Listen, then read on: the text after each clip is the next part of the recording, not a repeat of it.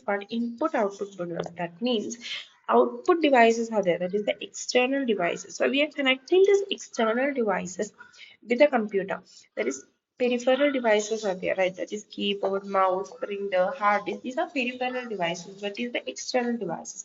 So those external devices, if you want to connect it to the computer, such modules are the IO modules, that is input output modules. Now when you consider what is an IO module? An IO module is nothing but it is a bridge between the system bus and peripheral device. Peripheral device we have already talked here. That is these keyboard, mouse, or other peripheral devices. So if you consider the simple meaning here, what does it means is that you're communicating between, so that means how the CPU or the memory, that is we have this CPU module and a memory module.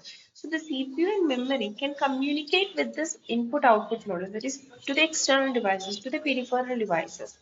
So if there is no IO module, the CPU would not be able to control every devices directly. So that means CPU cannot control every device. That means if you consider keyboard and all those peripheral devices, CPU cannot directly control every of these devices.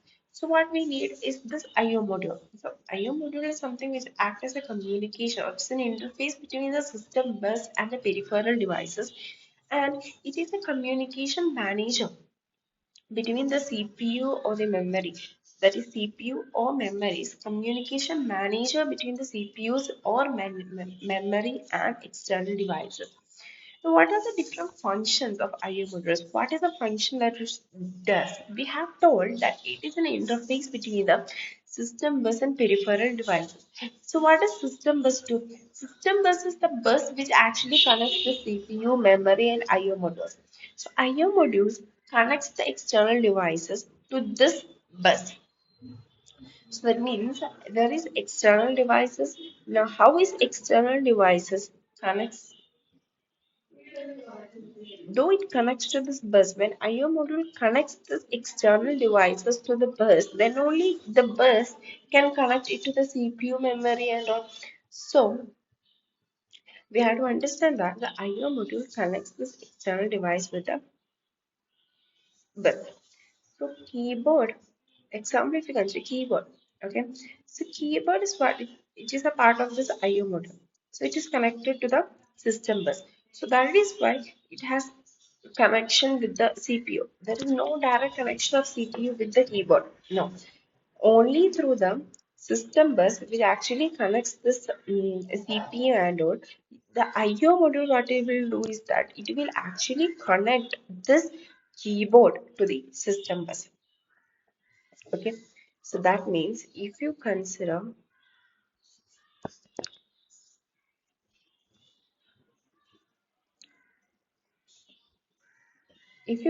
here, you have our keyboard. Now, keyboard, if you consider our keyboard do not have direct connection. If you consider if the keyboard has direct connection, CPU can directly access keyboard is not correct.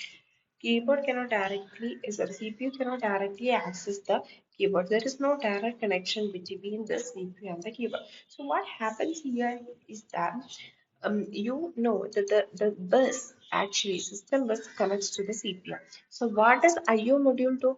IO module do is that they connects this external devices to this bus.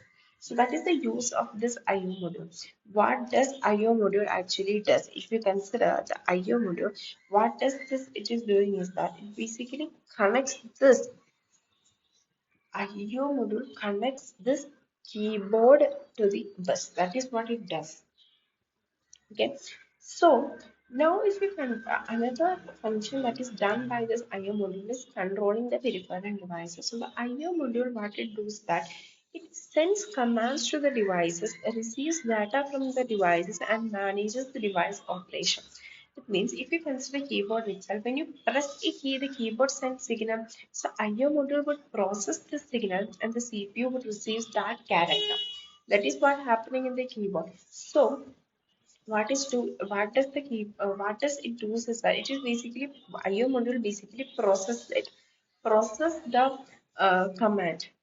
Okay, so first is that it sends command to the devices, receives the data. It can receive data from the devices.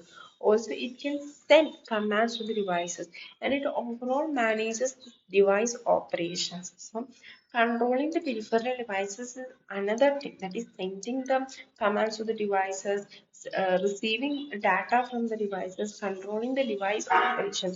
So, the overall control of this peripheral device, if you are controlling the peripheral device, overall peripheral device control is basically done by from the IO module. Now, circuitry. Now, what does it mean? That IO module has this special hardware circuits, okay, that manages communication. Now, imagine if there is data, if you want to do data transfer, there are some special hardware circuits in the IO module that actually helps in communication. That is what just simple sentence means. There is hardware circuits in where there is hardware circuits, special hardware circuits in the IO module. That means this hardware circuits, what does it do is data transfer, device control, error detection, and synchronization. So data transfer, device control, error detection, and synchronization are the things that these hardware circuits can handle. So what does the IO module do is that this IO module has the special hardware circuits that can manage these communication.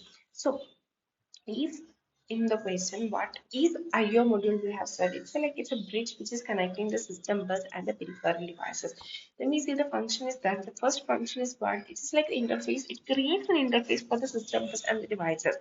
That is why the system CPU can directly CPU cannot directly access the devices. So through the system bus, how the system bus and the device is connected through the IO module. Okay, then it controls the peripheral devices that you can send commands to the device. It can basically receive the data. It can overall control the device operations and controls peripheral devices.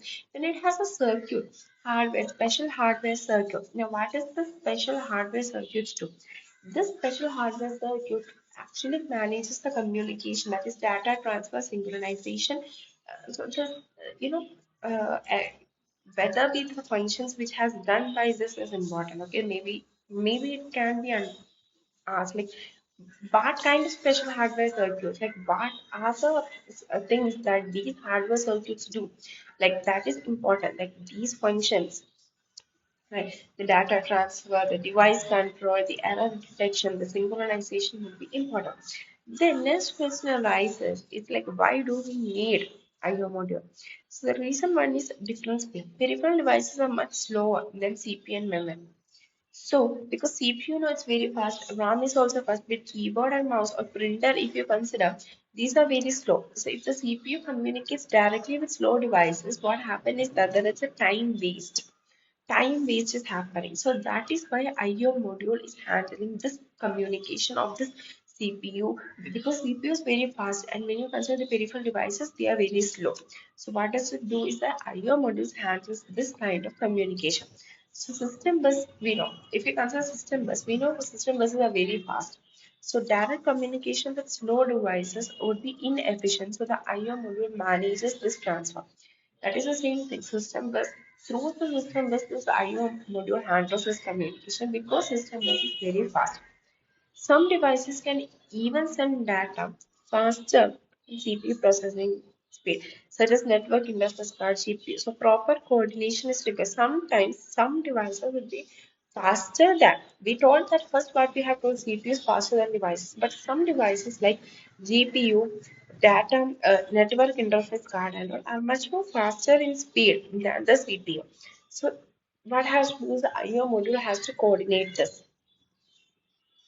Right, so that is one another important thing that you have to understand here. So here, if you see, why do we need IO device? Because CPU is faster than the keyboard and mouse. So how through the system bus, what happened is that the IO module will handle the communication between these speed different things, right? CPU and other devices. But sometimes some devices like network interface card and GPU that we have said would be faster than the CPU.